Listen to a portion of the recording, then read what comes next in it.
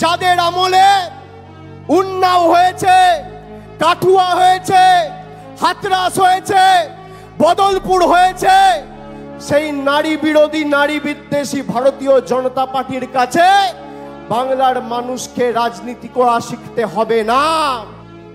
উত্তরপ্রদেশের মুখ্যমন্ত্রীর নাম কি? যোগী আদিত্যনাথ, ডবল ইঞ্জিন সরকার।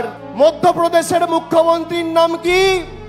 মোহনলাল যাদব, ডবল ইঞ্জিন সরকার। রাজস্থানের মুখ্যমন্ত্রীর নাম কি? ভজনলাল শর্মা, ডবল ইঞ্জিন সরকার। আর মহারাষ্ট্রের মুখ্যমন্ত্রীর নাম কি? একনাথ শিন্দে, ডবল ইঞ্জিন সরকার।